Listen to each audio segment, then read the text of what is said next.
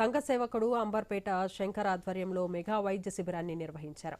ప్రముఖ డాక్టర్ పాలమూర్తి రామారావు వైద్య శిబిరంలో పాల్గొని 350 మందికి పైగా వైద్య సేవలు అందించారు. మానవ సేవే మాధవ సేవగా భావించి ప్రజలకు సేవ చేయటమే తన లక్ష్యమని అంబర్పేట శంకర్ తెలిపారు. ఈ వైద్య శిబిరంలో 800 మందికి ప్రజలు పాల్గొని దీంట్లో 350 మందికి వైద్య సేవలు అందించామని, మరో 20 రోజుల్లో పెద్ద ఎత్తున వైద్య శిబిరాన్ని ఏర్పాటు చేస్తున్నామని తెలిపారు. ప్రజలు ఈ అవకాశాన్ని సద్వినియోగం చేసుకోవాలని అంబర్పేట శంకర్ కోరారు.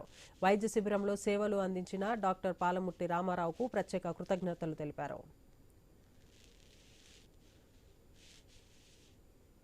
ఇవాళ మన రామారావు గారు వరంగల్ నుంచి వచ్చారు. మేము గత 5 నెలలుగా ప్రచారం చేస్తున్నాము. ఆయన క్యాంపు నెలకు 2 రోజులు పెడతామని మేము అరేంజ్మెంట్ చేస్తే ఇవాళ చాలా మటుకు నిన్న సాయంత్రం నేను ఒక వీడియో రిలీజ్ చేశాను. 100 మంది అని చెప్పాను, కానీ 1000 మంది అని వచ్చారు. ఆ మెడిసిన్ కూడా మేము ఒక 350 మందికి ఇవ్వగలిగినాం. వేరే వాళ్ళకు మళ్ళీ ఒక 20 డేస్లో పెడుతున్నాము.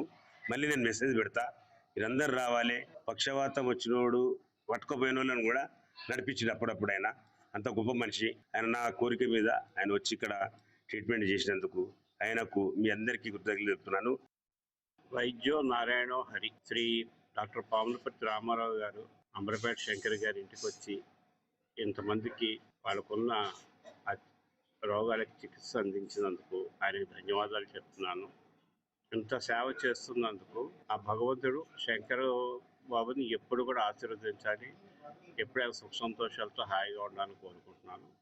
ఈసారి శంకర్ గారు చెప్పినట్టు త్రిశూల్లో పెట్టినప్పుడు ప్రజలందరూ వచ్చి ఈ అవకాశాన్ని సద్వినియోగం చేసుకోవాలని